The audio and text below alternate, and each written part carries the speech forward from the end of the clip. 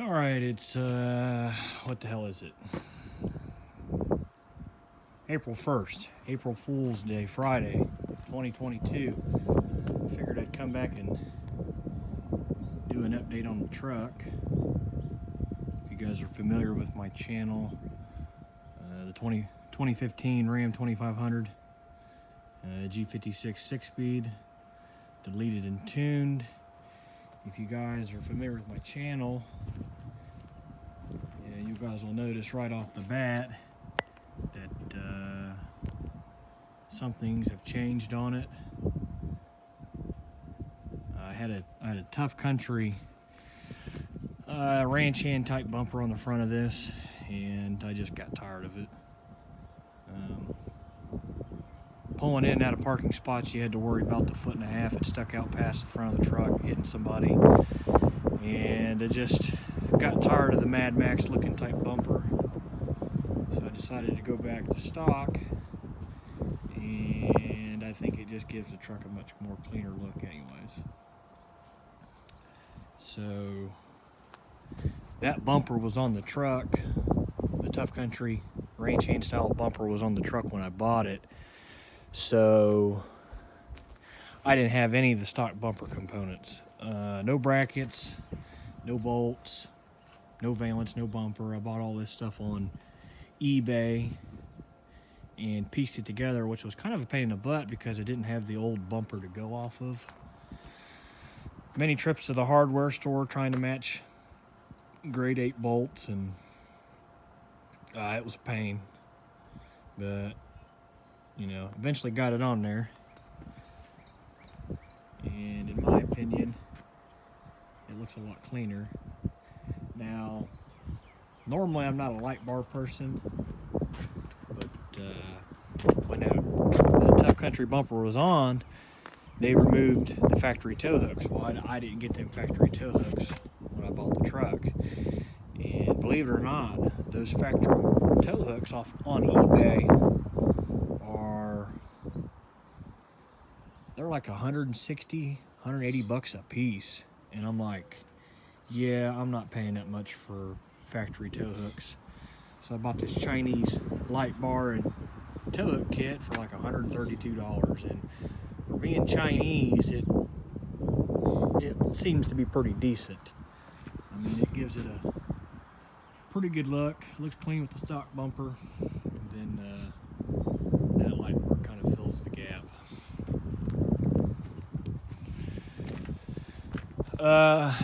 Another update I got for the truck, I haven't got the stuff yet, but I spent over $5,000 on Thurn Fab stuff for this truck. Lift coils, dual Fox reservoir shocks for the front, drag link, steering stable or sway bar. That's what it was, sway bar. I bought the Synergy suspension, tie rod.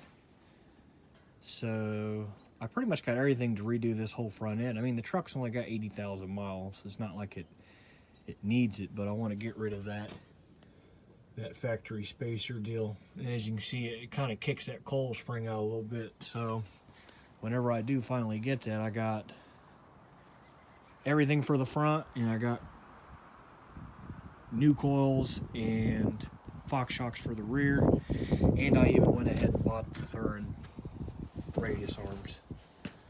So kind of went a little crazy, spent over $5,000. Placed that order at the beginning of January, and it's April, and I think last I heard from Thurn was don't expect it to ship until maybe mid-April, which is fine because I wasn't going to put it on until the weather got better anyways. So that'll get this thing riding and sitting on a better leveling kit. The Anthem gunners will be going.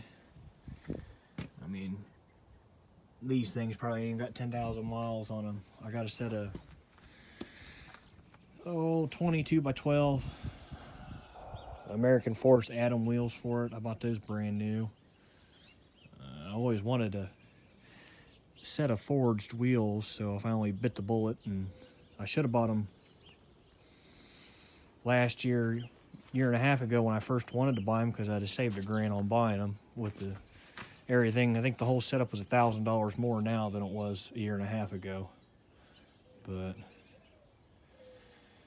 I'll probably wait till I put the suspension on, get the truck aligned with these rims, and then I'll take these rims off and put the American Forces on. Another big change you might see with the truck is I got rid of the factory steps. I don't care too much about these steps. Like my Silverado's got them steps. I think they look ugly. But, you know, people in my life are more vertically challenged than I am, and they need the steps to get in the truck. But there's the old factory steps. And I replaced them with another expensive option, which I've not seen amp research power steps on a regular cab too much. So I like the no step look, but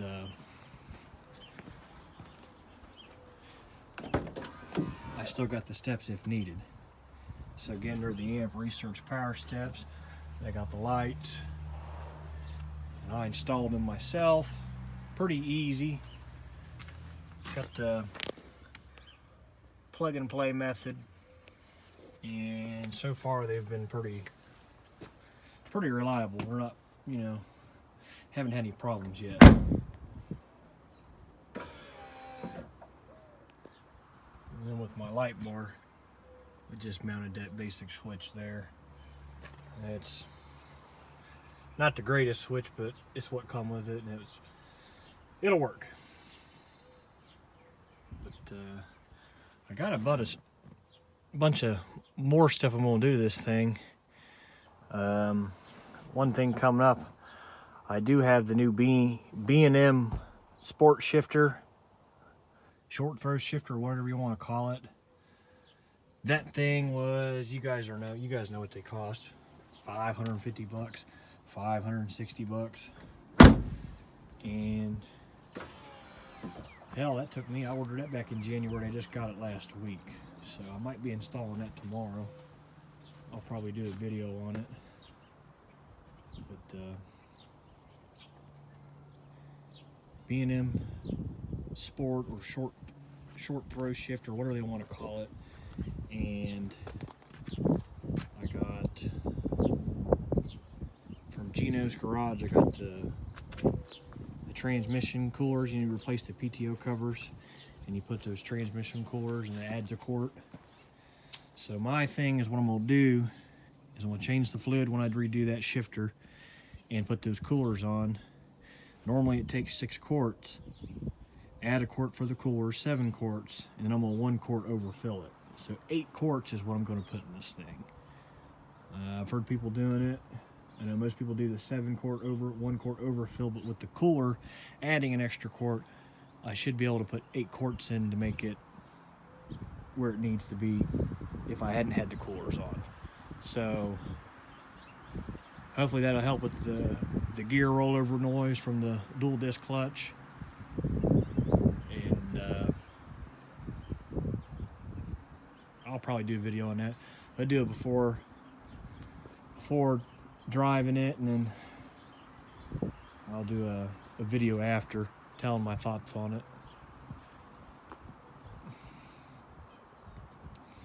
But other than that, with gas being $5 a gallon, had to put this tank back in. I don't know if you guys are familiar with Kroger fuel reward points. My mom is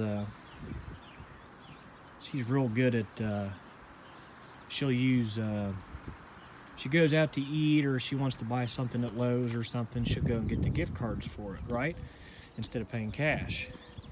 Well, at Kroger's you get 4 times the fuel points or whatever, and can use that for up to $1 off a gallon of fuel, up to 35 gallons. And she just gives me the discount. You know, usually every month she'll have $1 or $2 off, and I'll use 35 gallons, fill this thing up, put the rest in the tank, and then over time, like this thing right now has got 100 gallons in it, and this is not $5 a gallon diesel fuel that's in it. I mean, this is stuff that I paid $2.99 a gallon, or a little over $3 a gallon. I don't normally drive this truck that much. I normally drive the Volkswagen. That's 10 gallon capacity on its tank, 100 gallons in there. I can fill that car up 10 times and drive 500 miles on each tank. So that's what I mainly use it for. I just use that truck to haul the tank, fill this thing up, and just drive the Volkswagen. And, you know, it'll save me some more money. You know, I got a certain individual to blame for the $5 gallon diesel fuel, but whatever, I can afford it. Just a pain in the ass. But, like I said, just wanted to get on her and show a little update of the truck. Got rid of the ranch hand Tough Country style bumper, went back to stock. These rims are going. We got forged wheels for it. Got all new Thurn stuff for up front and in the rear, Fox shocks, and the power steps, and then the new shifter coming. Or it's I already got it. I just got to do the job. But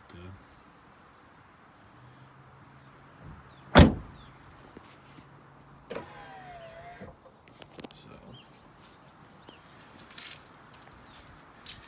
picked up this. My old man picked up this '98 Buick LeSabre. It ain't got any miles on it. He bought it off his friend that's had it pretty much its whole life, and yeah, it's got 134,000 miles on it. This is a nice car. It's got the 3800 in it, V6. And as you can see, Ohio hasn't been too good to this car. It's pretty much rotted. I did the brake lines on this car 5 years ago maybe, and I was telling the guy that owned it, my dad's friend, that the car was close to being scrapyard bound. The unibody underneath was so rusted. At the time, 5 years ago, it looked bad. Now, you can imagine what it looks like now. Now, my dad bought this off of him for $200, thinking that one of the brake lines blew again, and I just put the steel lines back on. I didn't do no copper or nothing because I didn't think the car would last that long. But brake line blew, and he parked it again. But as we were loading on the trailer, we found out this car is pretty much it's scrapyard bound because of it was a pretty common problem with these LeSabres, these Buick cars, all these GM cars in the mid to late 90s is the K-frame, subframe, whatever, the subframe rotting out on these things. As you can see, there's your body mount, and there's your K-frame, or whatever. You can tell it's completely gone. There's your control arm to the right. I mean, that thing, it's gone.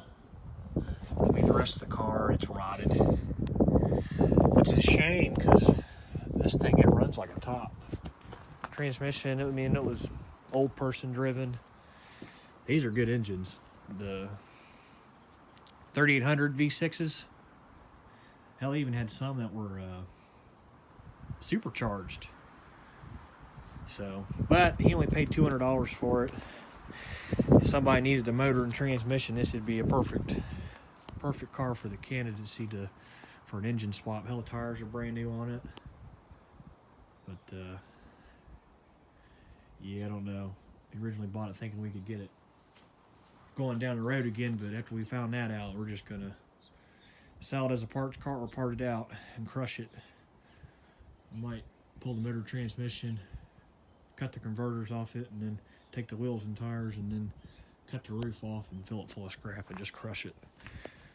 So we'll see. We'll put it up on Marketplace and see if anybody needs it for the motor and transmission. See if they want to take the whole car. And I don't know. We'll see. Oh, here's the amp steps. I had to cut that much off of them to make them fit my regular cab. And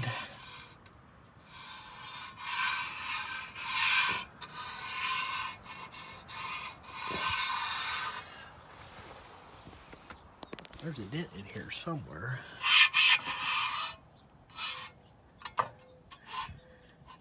Yeah, right here. This board, there's a dent right there. There's a dent in the board.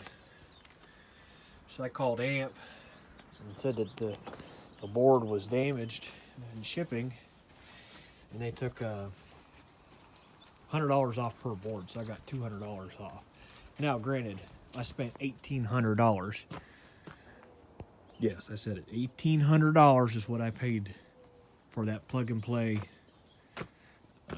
AMP Research power step option. Totally overpriced. I remember when them steps used to be $900 to $1,000. Now, this is the better model. It's got the metal gears on the motors and whatever, but still, they ain't got $1,800 in materials in making them stupid things. Plus, I had to cut that much off each one. So I did get $100 off per board, so that's $200, and I cut off the bad spot anyways, so it didn't matter. But it's the principle behind it. $1,800. It should come from the factory, not damaged. And there's just 2 light dents in each one, which you can't hardly see them, but I cut them off. So now we got no problem. But $1,800 for them power steps. Yeah, call me crazy. I paid it, but I think they're pretty cool. Makes the truck look a lot better. The truck needs to be washed. It is ceramic coated, but it sat out all winter. As dumb as it may sound, I think I got $1,000 in buying this stupid bumper. The bumper and valence was like $560 off eBay. And by the time I bought all the brackets I needed, the bolts, and then that shackle and light bar kit, I swear it was probably right at $1,000 to put a stupid stock bumper back on. But in Ohio, the Dayton, Ohio area, I couldn't find a decent 4th gen bumper takeoff. Everybody, either they didn't have the brackets on them, or they were bent up or dented somehow. I mean, these factory bumpers are thin to begin with, so they fold up easy. But it's all right, because I sold my Tough Country Ranch Amp bumper for $700. Some guy from Kentucky come up and bought it. Had it listed for $800 and had all kinds of people interested in it, but everybody wants to trade. Nobody's got cash. That guy said $700 cash, and he drove 3 hours away, so I sold it to him. He got a good deal, and then I recouped most of my money. So I got $300 in this front bumper and the light board and stuff. I can live with that, instead of having to hassle dealing with driving and trying to pick one up off of somebody else. But that's how she's looking. Sooner or later, she'll have polished forged wheels on her, complete third setup, and we'll put that shifter in and do a fluid change on it. So figured I'd get on here and give a small update, and we'll see y'all in the next one.